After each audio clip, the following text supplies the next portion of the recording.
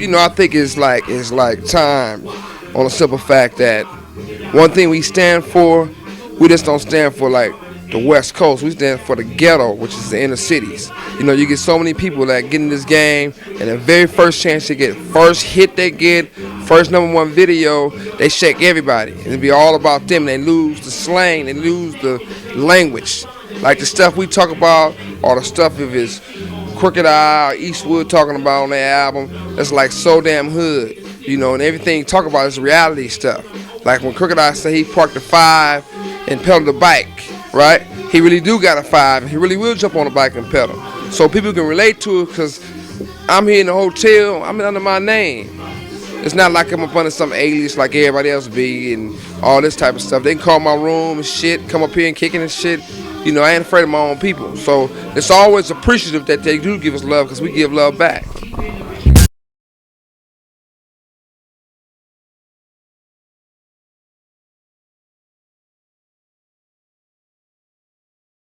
The first thing I do is basically, it's the man or if it's the woman, it's their attitude. I don't care how hot somebody is. If they can't get along with everybody, we ain't fucking with them. And for us, my whole thing is when I was in the pen doing 5 years, I sit back and I watch the game. I watch the game. I watch how people's doing stuff that I did in '92. They still doing in 2002. And the two hottest youngsters for us on the West Coast in the streets was Crooked Eye and Eastwood. So and one of the things was that Crooked Eye came to visit me when I was in the pen. He was like, well, look, I'm working on this. I want to do this. I want to do this. I said, this all you got to do is kick back, rush your neck. And that's exactly what he did. And for us, Eastwood was running around. A lot of people was trying to get at him. A lot of people was trying to sign both of them. But how could you be on the West Coast and don't be on the road? Because we the only West Coast label, period. Because when you look at it, it's other people say they have labels out there, but they don't have labels. It's Interscope label, or it's Universal label, or it's Priority label, or they from somewhere else. I'm from Compton. I ain't one of those people who like lived there for like a month or went through there. I grew up there. I was raised there. Period. Point blank. Right, no doubt. Speaking on that, I heard you say.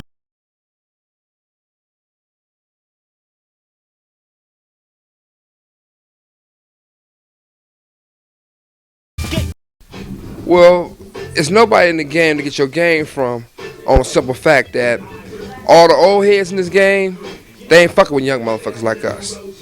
And everybody else, they work for the majors. So if somebody go to do a deal somewhere, they got to go get at the majors. And what happens is you got the house niggas.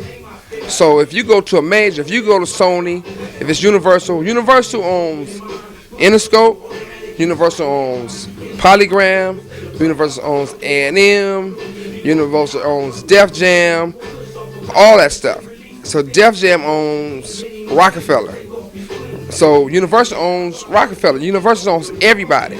So if you get a guy that works for Universal and he's black, and Universal say, okay, I'm gonna give them $1, hypothetically speaking, their whole thing gonna be is this: they only gonna give you a quarter, but I can get you 30 cents. So when they go to their boss, they gonna say, look, boss, you was gonna give him $1, I got this nigga for 30 cents. So that keep them a job a little longer. So there's nobody in this business you can really deal with or fuck with to try to get no game from. Because I tell everybody all the time, own your masters, own your catalog. Can't none of these niggas say they own their masters in their catalog. If they do, they lying to you. Or they gonna say they own some of it, or they gonna buy it back. All that is bullshit. Not knocking Russell or nothing, but they had an interview on Russell on Def Jam. And they was like, well, on the whole Def Jam shit, on Russell shit, and Def Jam shit, they showed mostly Run DMC. Run DMC was on Profile, which is heirs to own their masters now. Rick Rubin and Russell was partners. Now Leo Cohen and Russell is partners. But Universal owns Def Jam. So my whole thing is, I don't care how hard it might be, what kind of shit I gotta go through, I'm gonna keep this shit gangster, I'm gonna keep this shit ghetto, I'm gonna keep this shit independent. So that way, when my artists wanna say, fuck this person, fuck this, fuck that, suck my dick, they can say it. It's not censored. So that's what we gotta be able to do.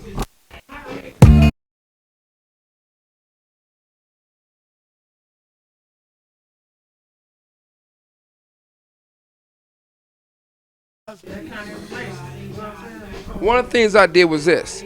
I started reading contracts. When I started reading contracts, I was seeing contracts. When Dre had a contract with Ruthless, he was making 1 point as a producer. But that 1 point was cross-collateralized every person on that label. So if JJ Fat was in a hole, or Easy was in a hole, or NWA was in a hole from touring, they'd take his money. And 1 point was like back in Chuck Berry days. You know what I mean? 2 points is back in Chuck Berry days. So I'm saying, how the fuck is, this the early 90s, 89, 90, and they getting the same points as Chuck Berry? Something wrong with that motherfucker problem. So I got him out of his shit. And then the thing about it is this, that because you free a slave, don't mean he's not gonna run back to master, get his ass up and say, I wanna be a slave again. Half of these motherfuckers just do that. They'll talk all that shit. I don't knock Prince. Prince will write slave on his face, say I ain't fucking with him. But who Prince back fucking with? So, if you're gonna say something, mean what you say what you mean. Or don't say shit at all. So my whole thing was, I don't fit in the circle of a lot of industry shit.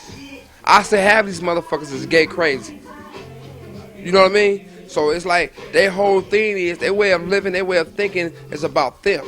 My thing is about the ghetto. I don't give a fuck how much shit I go through the ghetto, I'm still gonna fuck with the ghetto.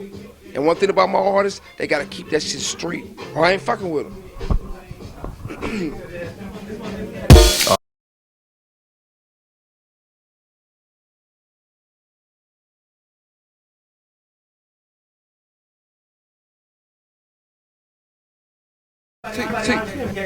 See, first of all, you gotta realize one thing.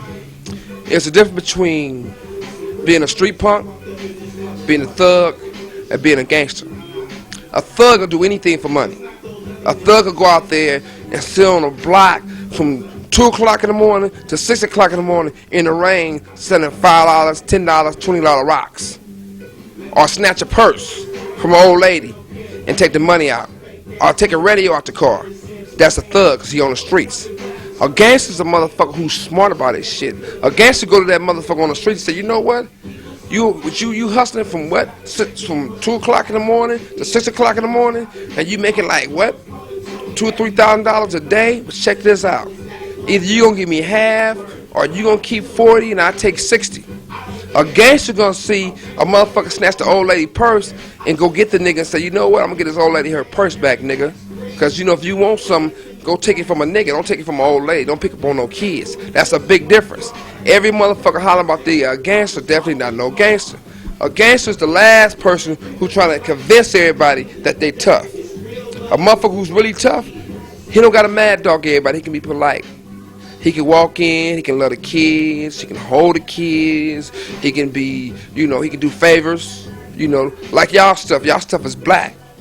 You pushing that line. You don't got to go through no million people to say you want to do something. You say you want to do it, let's do it. Because I'm gonna do what I want to do.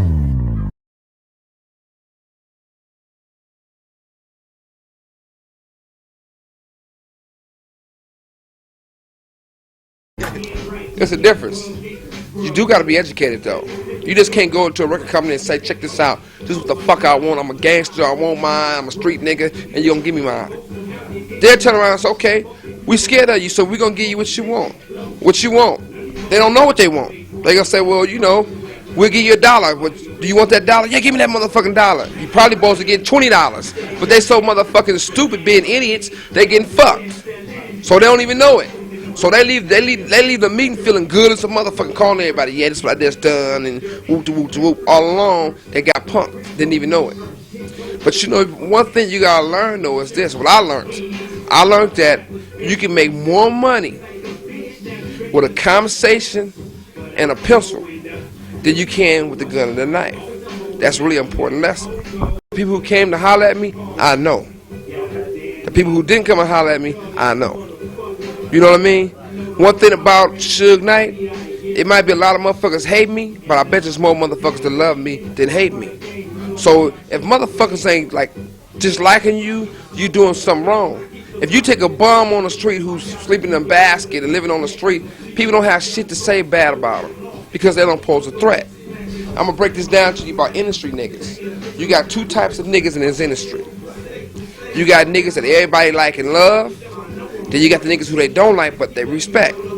So if you got a nigga who they like but they don't have to respect, it works real simple. A nigga that everybody like, he can see somebody at a restaurant. They gonna sing, what's up? They gonna give mad love. What's up, homie? I miss you. I love you. What you doing? Want to go to dinner? Want to go to a party? Want to have some drinks? Come by the house for a barbecue. They gonna say, yeah, okay, I'm there. Then they gonna ask them to do some business with them. Hey, you think you do the song with me? Think you be in this video? You know what they gonna tell them? They like them, but they don't got respect for them. So they're gonna tell them, you know what? I don't got time to be doing those songs right now. I'm doing my shit. Or if it's on a business level, I don't got time to take no meeting with you on business, but we can go play golf. Or we can go to a basketball game, right? Now the nigga they don't like, but they respect, they might see a nigga they don't like and be like, shh, there go that nigga. And that same nigga can go to him and say, check this out. I need you in this song. The motherfucker gonna say, what time you wanna go? Right now? Right? And he gonna spit that shit and give you his A1. Or on a business level, he can be seeing him somewhere, you be like, you know what? I heard you doing this movie. What's happening with the soundtrack? Nigga be like, you know what? Nigga, you got the soundtrack, but they don't like you, but they respect you. So which one you want in this business?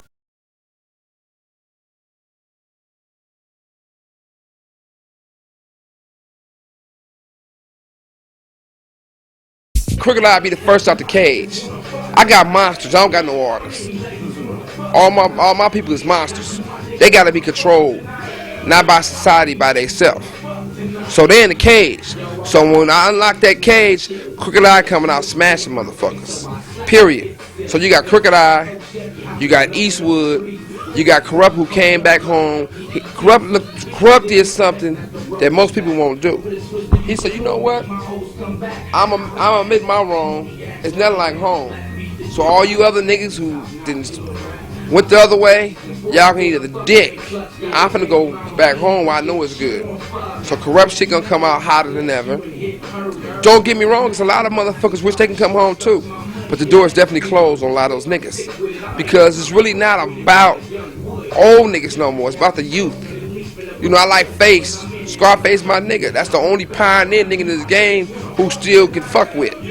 You know. But like a lot of these other motherfuckers, they done had their turn. They should get the fuck out the game. But they will.